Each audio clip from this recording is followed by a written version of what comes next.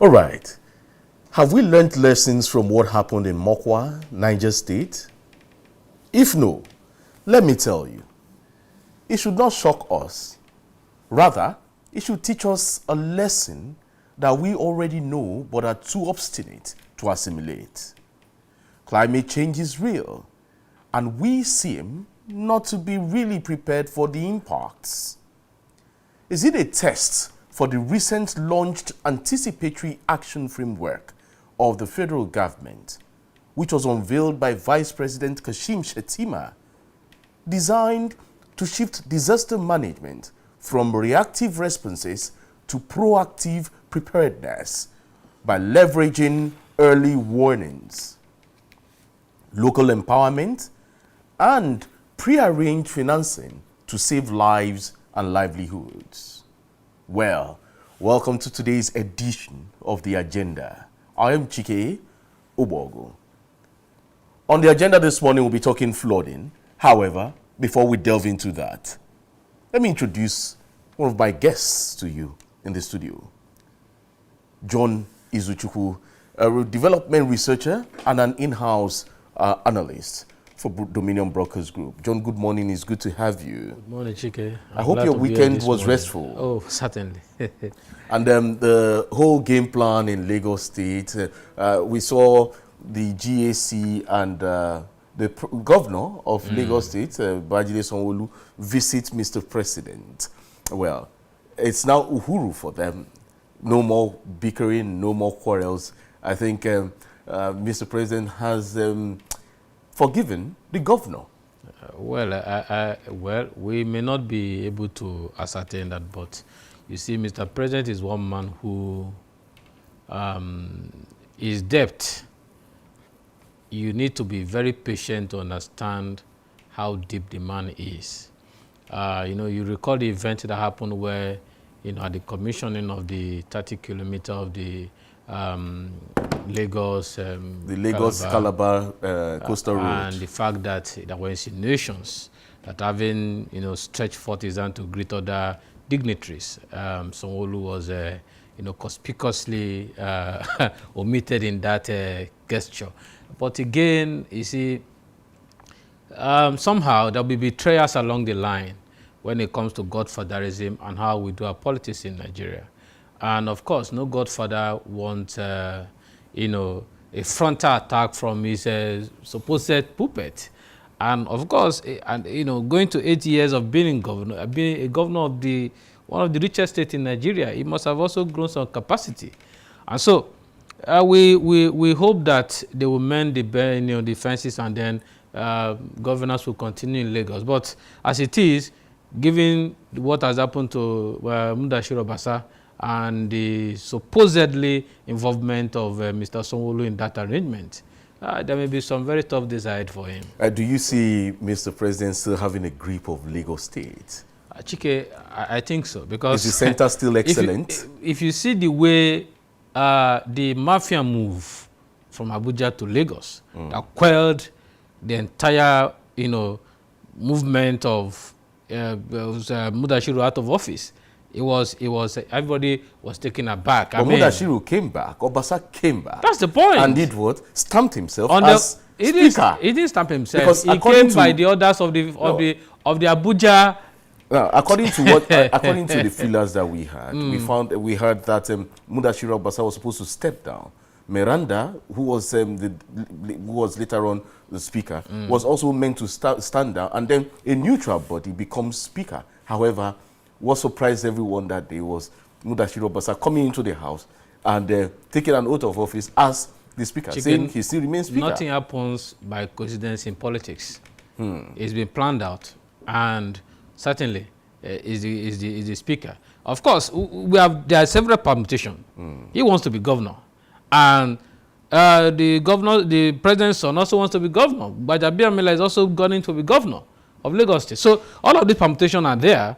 But again, Mr. President being a foresight political juggernaut, he must have also seen those who are going to be constitute threat for him and for his dynasty, and he has to settle him.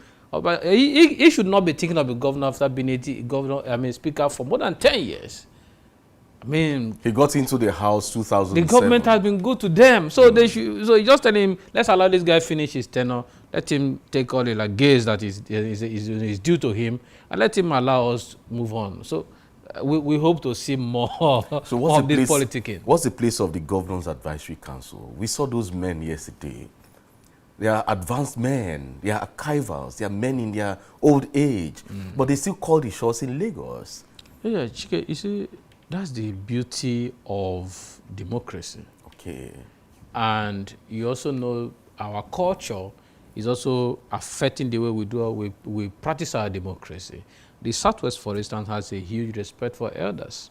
And unfortunately, most of the time, this respect does not translate into development. But people come with that mentality, with a selfish interest at heart. So we will not expect anything better, because who are those constituting, the major challenge to our democracy today?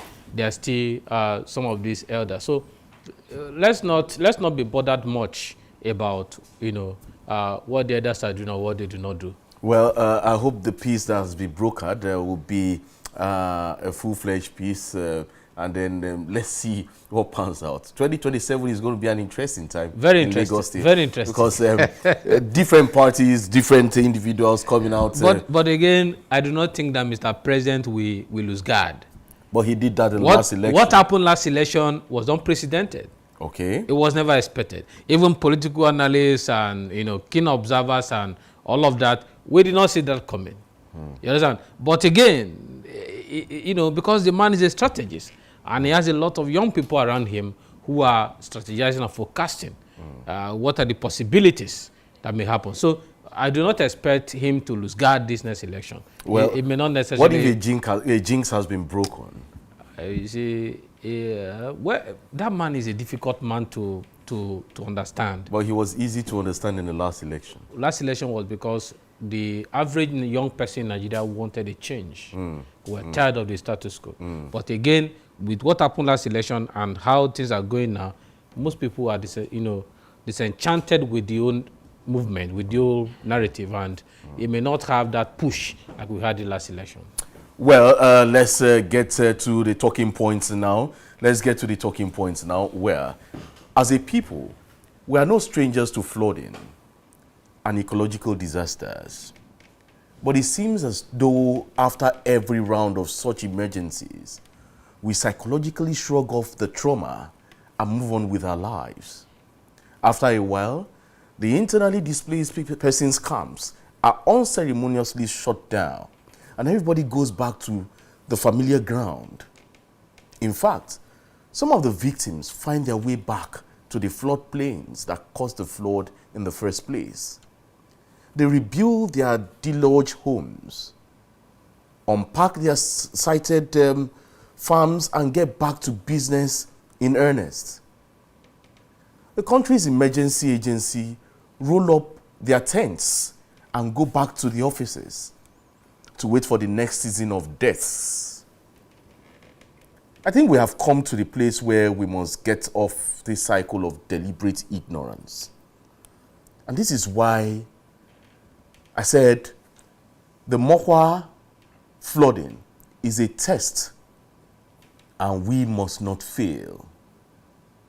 In practical terms, it is the first ecological disaster of note in 2025. Mind you, I said it is the first ecological disaster of note in 2025. Just a few weeks after the federal government decides to change tactics in flood disaster management, boom, it struck. The Minister of Water Resources and Sanitation, Professor Joseph Uzef, in a press briefing in Abuja last Tuesday, said neither Kainji nor the Jeba dams had problems and did not cause the Mokwa floods at all. Let's get to listen to Professor Joseph Uzef. A railway that passes between River Dingi and Mokwa settlement. And we're meant to understand that the area under flooding is a flood plain where people in the past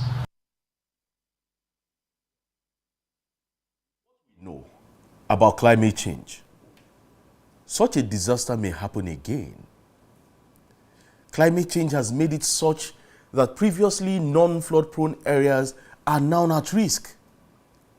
So the questions to ask ourselves, are we ready for the next flood? What are we doing with the Nigerian Meteorological Agency's seasonal climate prediction for 2025? What can we learn from the Nigerian Hydrological Services Agency's annual flooding outlook? Have we reviewed the strengths of our dams nationwide? What is the role of NEMA in flood management? Joining the discussion this morning is the Assistant Coordinator, National Emergency Management Agency, Southwest, Mr. Akiade Onlariwaju. Good morning. It's good to have you in the studio this morning. Good morning, Chike. How are you doing? Very well. And how is NEMA? Well, we thank God. NEMA is still there serving the nation. Well, we're talking flooding this morning, and I know you as the Assistant Coordinator of Southwest NEMA, so many proactive steps would have been taken within the past 1 week, especially when you consider what happened in Mokwa and even in the east too, Abagana, and you see what happened, the flooding that ravaged a whole community, a whole town. You want to say, yes, NEMA Southwest should be on the lookout. So what has NEMA been doing so far to make sure that what happened in Mokwa is not translated to the Southwest? That's one. And secondly, what truly happened in Mokwa? What caused that flooding? Now that the minister is saying it is not the dam, it's not the Kainji, it's not the Jebba Dam, what really caused the flooding? Thank you very much. Actually, we are saying it happened in Mokwa, and let me just shock you. I got a news this morning that somewhere around Afigio local government in Niger State, precisely Iluaje and Imimi town, was ravaged by flood. And immediately we had to set our men, mission to go and assess the condition. Is to tell you it's not only in Mokwa, it can happen anywhere. And going by what happened day before yesterday, was it on Friday, Saturday, Sunday, and today we expect rainfall as well. It's telling us everybody needs to get prepared for this because it can happen anywhere. NEMA, of course, we have been trying to, just as we normally do, and this very year, just like you said, after the SCP and the FO prediction, immediately NEMA came up with a standard program to make sure what we experienced last year is either mitigated or we don't experience it at all. Of course, it will come because the annual outlook has spelled out where we should expect flooding this year. We have the high risk, we have the moderate, and we have the low risk. But because of climate change, this is a prediction. But because of climate change, where we expect low can be medium and can be high. But of course, 12 states in Nigeria are expected to have high flood, 12 states medium, and 12 states low flood. Just like Oyo State is categorized as low flood risk area for this year. But categorizing Oyo State as low flood, in that Oyo State, we have local governments that we have high prone, medium prone, and also low. So that is the way everything is. And immediately after the AFO and the SCP, the general thing is for NEMA to call all the stakeholders in Nigeria, and they will analyze this prediction to know how it will affect every sectors of the economy. which we are done in Abuja, and we downscale it to the state level. And letters have been written to the states, all the state of the federation, to the state governor to start planning for this flood. Of course. To surprise us, before you go ahead, to surprise us, you've made mention of that earlier. Non-floodplain areas, non-flood prone areas where you don't expect it to even happen, is happening now, like you attributed it to climate change. Now, preparedness is key.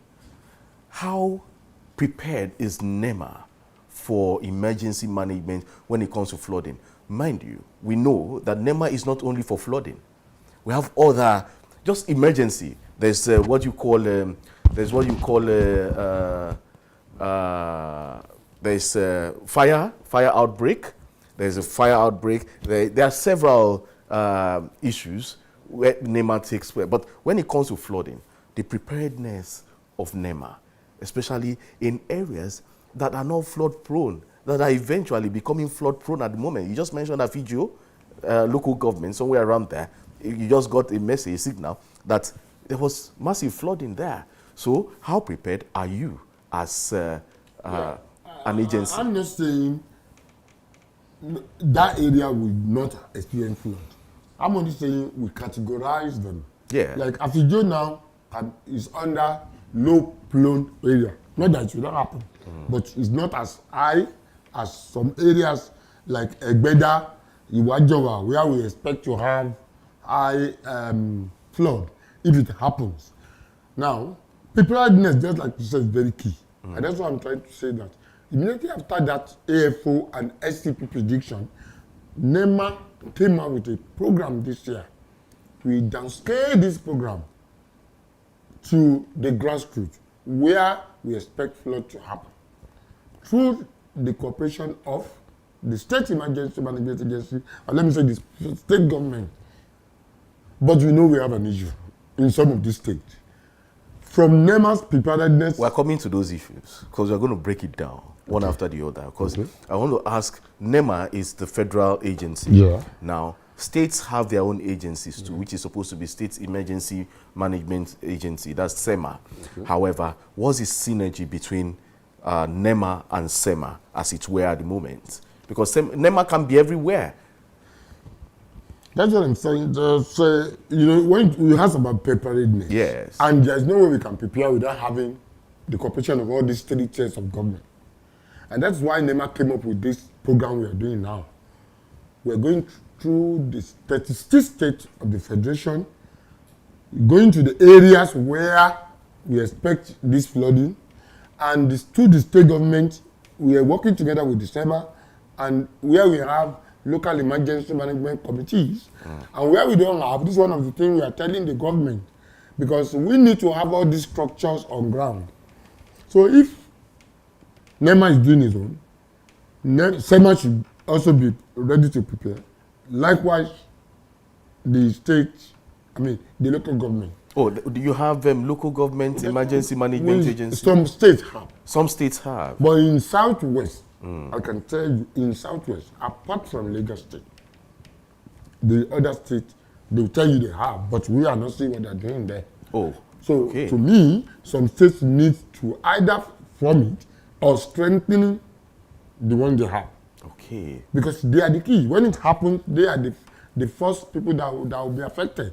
So we need to do it from bottom top and from top to bottom. Okay. So NEMA is going around now. One of the things we are doing, going around the 36 states of the Federation to sensitize the local government that will be affected to get prepared. During that meeting in Abuja, flood managers were invited. Dam managers rather, were invited for them to know the state of all the dams in Nigeria. Federal Ministry of Water Resources were there. Every sector, all stakeholders, relevant stakeholders were invited for that meeting. And there, every department were able to state their preparedness, the level of their preparedness. And this is what we put together to form this program that we are doing now. Now, you just mentioned the dams now. Is NEMA also involved in overlooking at the state of our dams? No, we are not overlooking. We are getting information from them to know how we can mainstream the preparedness into the general. So have you reviewed the state of our dams in the country at the moment? That's what I'm saying. The dam managers, the ministry in charge, were all involved in the stakeholders meeting, where they will tell us the state of all the dams in the federation. So this will help us to plan effectively in the national action plan for flood preparedness. So that you'll be able to know, okay, which state is going to have issue and what can be done immediately. So NEMA's own is to inform the relevant agencies and the federal government. Okay, if this thing happens, this might likely affect people, and this will be the result in effect. So like what happened in Mokwa. Mokwa has dam failure, excessive rainfall, dam failure, and poor drainage system. Wow. You can see those three. And that's one of the things we are telling people now. Through the local government, they should make sure all the drainage are cleared and properly constructed. There's an area in Ibadan where during our assessment, we'll find out the problem. Around the Kumakpai area. That area, poor drainage system, drainages were not properly constructed. People just buy the lands and build through this meaningless stuff. Nobody is even looking, nobody is taking care of that area. So when it happens, who is going to be at the distributor? The people. So we have to alert the state government. This is what is happening. State government should take care immediately. NEMA cannot come and do it for the state.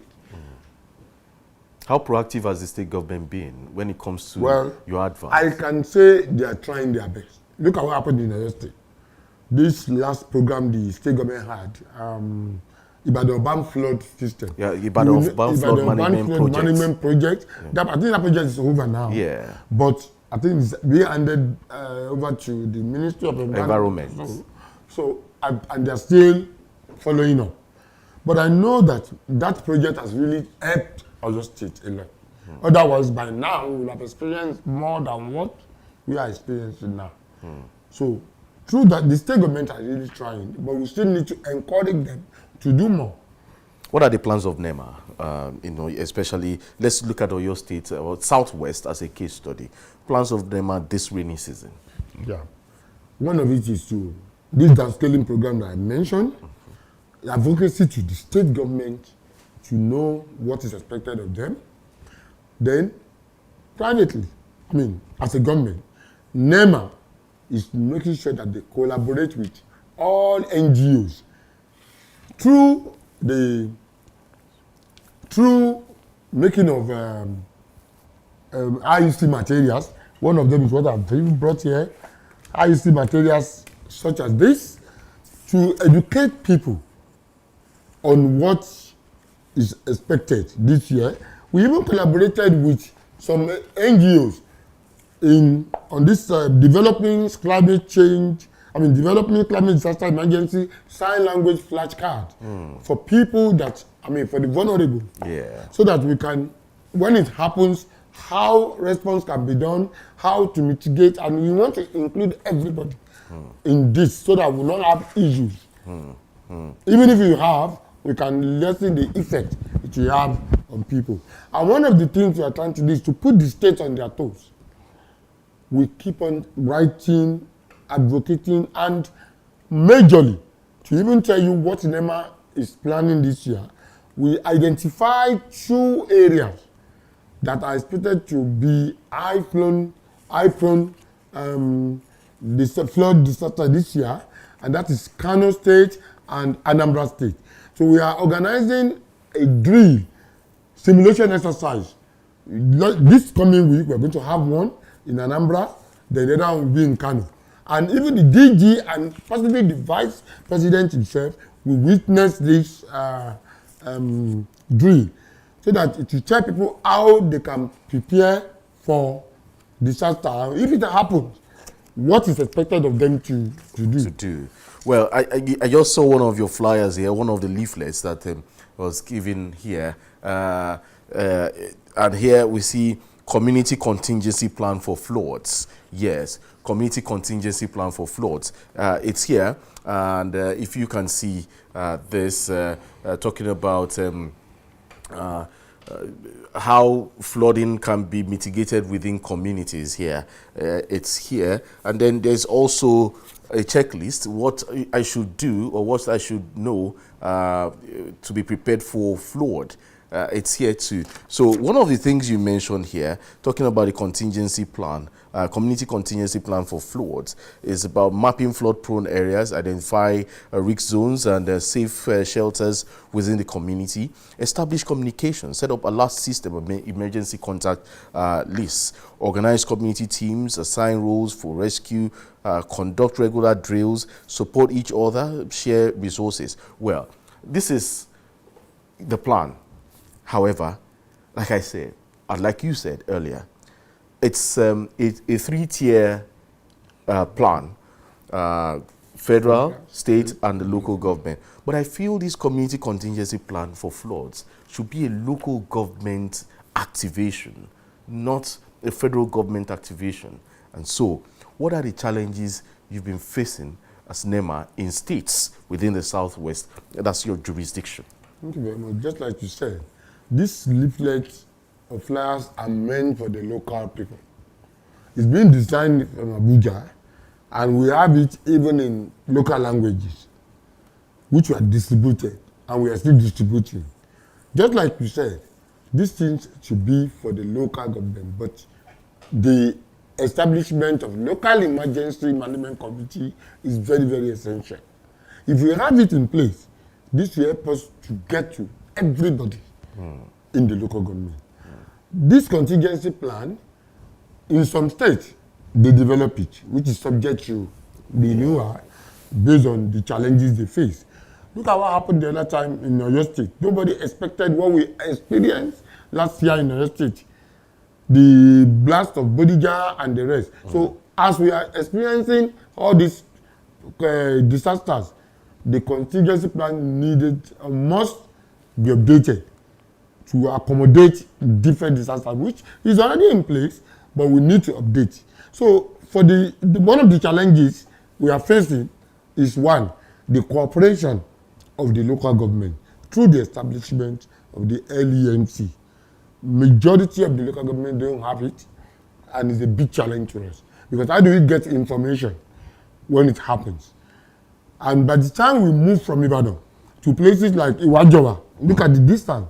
But if they have it on ground, local knowledge, indigenous knowledge is good to combat disaster response. So by the time we have this local government committee, we can go for training, we can have communication, we can get data to help us plan better for future. Okay, and then one thing I would love you to do is to educate our audience this morning, especially on what to do when there's flooding. However, before I do that, I turn to my colleague here, John Izuchukwu. I know you have one or two to ask the NEMA Deputy Coordinator Southwest. Yeah, thank you, Chike. Thank you, sir, for the enlightenment. But again, you know, a follow-up to what Chike asked the other time. What is the early warning strategy for which NEMA is supposed to, you know, to make NEMA proactive? Because most of the time, this event has happened, disaster has happened, not just flooding.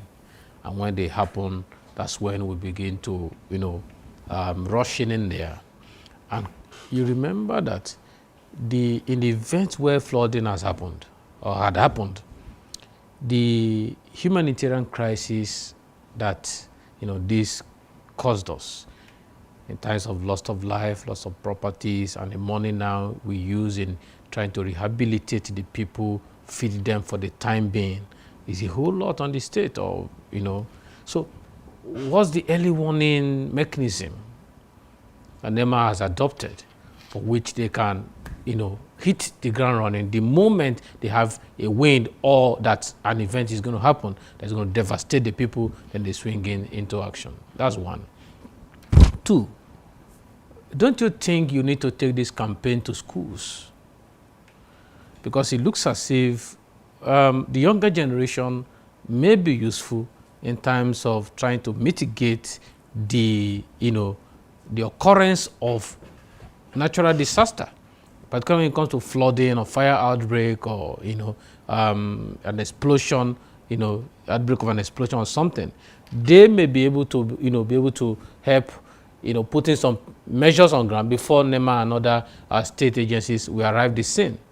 So I'm thinking that it could be a strategy that can be adopted to take, or I don't know if you start doing that, to take this campaign to schools, secondary schools, tertiary institutions to help, sensitize the younger Nigerians to also to be useful in this area. Thank you, sir. Thank you very much. On the first one, what are the early warning mechanism or early warning instruments that we put in place? Yes, we have been doing that. In fact, there is no dam in this country now that doesn't have that instrument that measures the level of water daily. That's one of the very important things. And if you get to a certain stage, you see that it will raise an alarm and everybody in that area have been educated. Once you hear this sound, back it. That's one of the things we do, especially to the dams and most of the rivers. And that's why we are clamoring for all the local government to be involved so that we can have all these instruments placed in most of these rivers that are likely going to experience flooding. That one is being handled. And other things we identify is, like I said the other time, we believe in indigenous knowledge. In those days, some people will tell you when they see some bird, certain set of bird passing, that means something is going to happen. These things we encourage through the local emergency management committees. Tell us what in your area, what are the early warning signs, so that we can educate people on that, so that when they see, they know something is likely going to happen. So we are not response agencies alone. And that's why we think of disaster risk reduction now, which is a world issue. Everybody needs to understand the risk, reduce the risk before it becomes disaster. And that's why we are doing all these programs, advocacy, sensitization, media, the rest, information gathering, and the rest. And we do that to all our relevant agencies, either response agencies or otherwise. That is on that. Then secondly, what you mentioned, that you believe we should catch them young. That's not the message. Yes. Look at what I just showed you now. This is for sign language, school for the physically challenged people, impaired. Yeah. This is one of the things we designed. With the help of an NGO, we collaborated to design this climate disaster sign language flashcard. If you look at this flashcard, it's telling us that we and most of the people that can understand this are the educated ones. That tells you what we have been doing to go down to that level of students in schools who are impaired. Also, NEMA had what we call volunteerism scheme. We started in 1999 when we established what we called grassroots emergency volunteer scheme. This scheme is to train 200 youth in the local government. Before the advent of NEMA, these people should have started doing something. That's one of the things we do. Secondly, we moved to this program of what we call emergency management vanguard. Through the NYSC, we had a collaboration with National Youth Service Corps. Every corps member that comes to the state to get trained at the camp. After that, we select some of them who are interested, and they continue the training at the local government where they are going to be posted to. We call them emergency management volunteers. We didn't stop at that. Secondary school level, we have disaster risk reduction clubs in schools. Are they still functional? They are functioning because we monitor them. We evaluate their program. So when you say the schools, what schools are you talking about? Are they public schools? Public schools. Private schools? No. Public and private. So, but most times, public schools are involved. So I'm going to go around public schools in Oyo State, just a few of them, and let me see the activities that are going on when it comes to this issue of disaster. Yeah, just want to see how proactive they are and how effective they are at the moment. Well, apart from that, John asked you some things, but like before he came in, what should one do, especially when it comes to disaster management? You know, the preparedness checklist for disaster management. What should one do when there is a disaster? The first thing people should do they run towards the disaster or do they run away? What should they do? You know, let's have some education. When disaster strike, yes, of course, the first thing that will come is fear. And that's why we have been telling people they need to be informed. And that's why we are employing the media houses to assist in doing this a lot, because we believe in information a lot. Communication is very key. Communication is very key. People should listen to news. That's very important. And when this thing happens, if you don't know how to combat it, don't face it. Try and find safety first. Escape. But if you know how to, and you can't even do it alone, just like I was training some core members of recent, I asked a question. If you mistakenly find yourself in flood areas, maybe you are a victim, let me put it that way, are you going to struggle against the direction of the flood, or you follow the I want to escape? Of course, what will come to everybody's mind is to escape. So instead of you facing the direction of the flood, allow the flood follow the way it moves, and you'll be targeting where you can hold before help comes. You know, all these things are being carried out with the help of other sisters agencies like the Red Cross, Civil Defense, and others, Fire Service, who are the major first responder when flood occurs. You know, all these things we are training people. So these are the things we need to know how to do. And parents, just like the checklist I give to you, parents should understand the importance of information as well. They should ask their children at home. How many parents even have first aid box, not to talk of knowing what is inside? You understand what I'm trying to say? So if everybody is aware of a particular disaster and how they can, respond when it happens, we're going to have lesser impact of these disasters in the society. Everybody's business now is disaster management. It's not only for NEMA. NEMA is just to educate, to sensitize, to advocate. But everybody needs to get the information. Social media is very important now. There are lots of things you can learn on social media. Instead of, that's what I used to tell most of our core members during training. Make use of this social media for better things, for betterment of the society. You can go there through AI, learn a lot of things, and train the students in the schools. So that once they know, they can even train their parents, they can teach them. Daddy, we were taught this is how we can do it. I remember there was a problem when I was in the north. We tried to train education in emergency in the camp. We trained those people in Maiduguri, those children, because they are able to go to school. And one of the things they might do is to organize schools in emergencies through the Army Education Corps. So we have this collaboration. So we're training these children. So we ask them questions. We ask them to draw what they know about weapons. What they know if something happens like invasion of, so they should just write something. None of them could write. All they did that we saw was that everybody they started drawing different ammunition, gun, machete. So psychologically we knew they were troubled. So we started our training from there. How we can integrate them back to society so that they can forget that thing they have on their brain, in their mind. You see, it's a lot of issue. But we did that because we're able to, through education.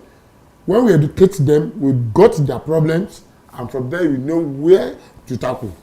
So all these checklists are meant for parents, especially, how would I put it, advocacy from the government to the society or the community. One more thing, sir.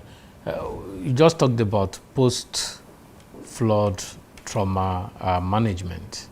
And so yes, trauma that happens to people after they've lost their properties, they've lost their loved one. I saw one the other day, a woman who lost 7 children, in a flooding, incident.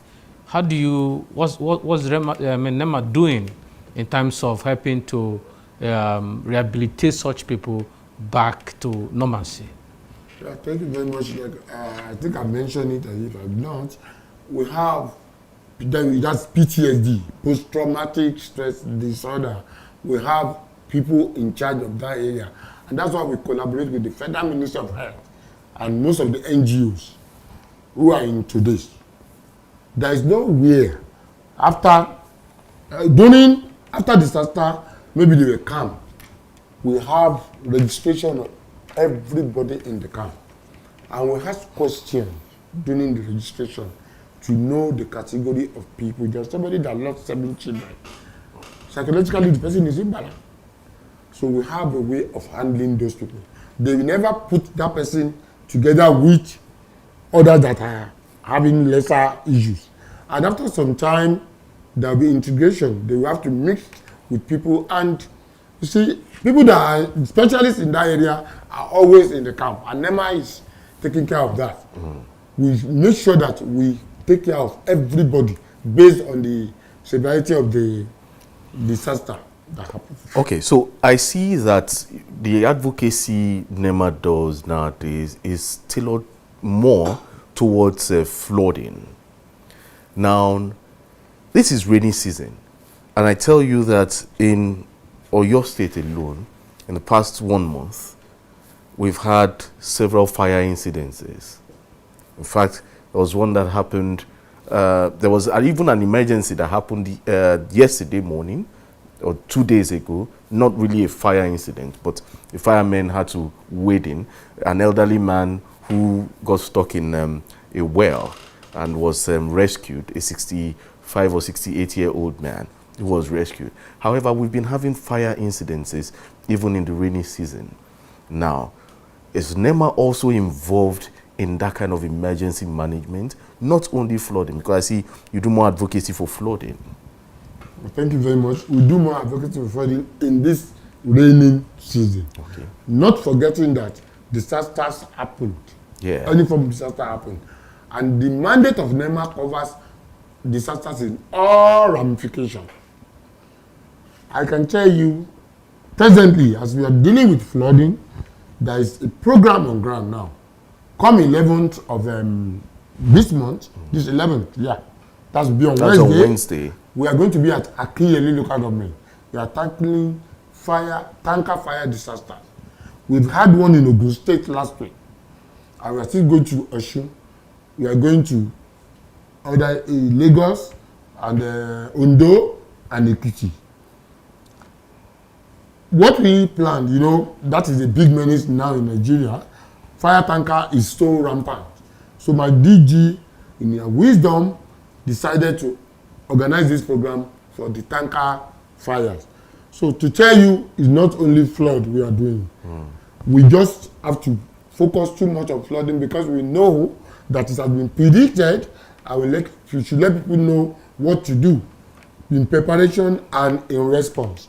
But other disasters too are always in our mind. And of course, we cannot do without that. We just have to plan for them. So let's now talk NEMA itself. In the Southwest, let's look at NEMA itself.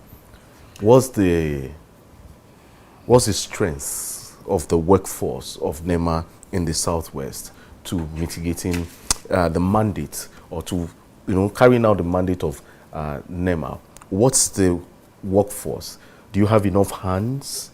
What are the challenges you face within the agency itself? I know the first thing you want to mention is funding. But funding is from the government. That one is government. Yeah. But, well, there's no way we will not have any challenge. NEMA's strength is okay. I can say that because as I'm here now, if anything happened, they don't need to wait for me. Some people are there, they can do it. Today is a public holiday. Yesterday was a public holiday. Friday, I'm a Muslim, I was at work. When I heard an information, I had to rush down to the office to prepare.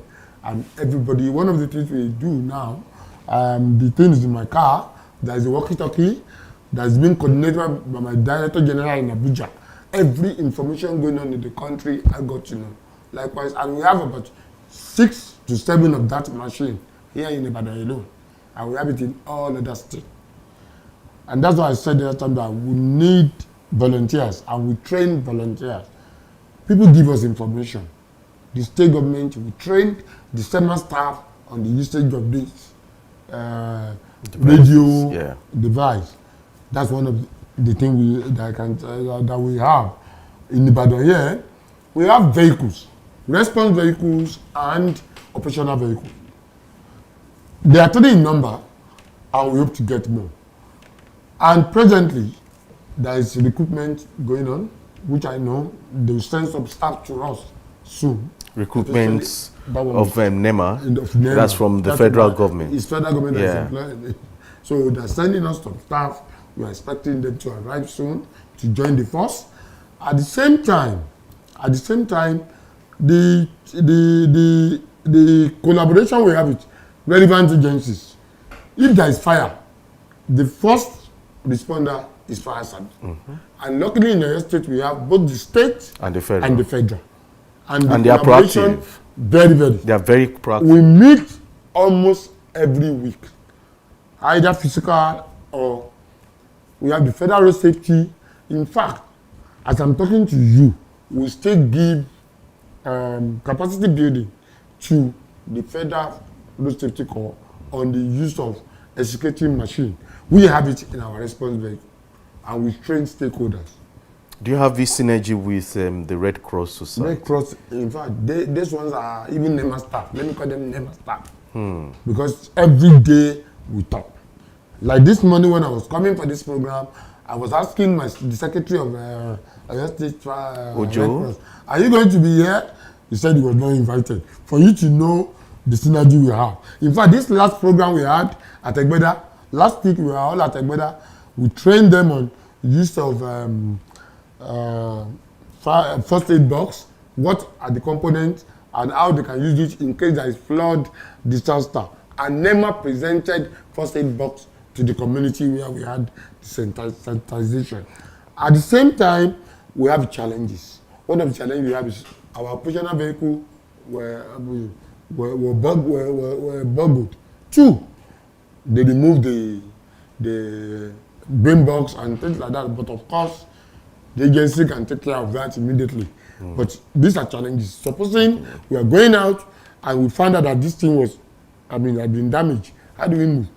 That's why we have good synergy with other stakeholders. We don't need to wait. We either use our personal vehicle, the state government is there to provide, these other relevant stakeholders are there to assist. All right, we'll be monitoring issues of NEMA, and we'll be having this conversation often and often just to make sure that the community is aware of disaster management. Thank you, Mr. Akinade Olarewaju, for featuring here. Mr. Akinade Olarewaju is the Deputy Coordinator, National Emergency Management Agency, Southwest of Nigeria. Well, John Izuchukwu, yes, we'll continue this discussion. We'll still have a discussion tomorrow. And then we'll also be building up to June 12th. Yes, what's happening? June 12th. It's a public holiday, but what do you know about June 12th? We'll be doing that on Thursday. But the agenda will be back here again tomorrow.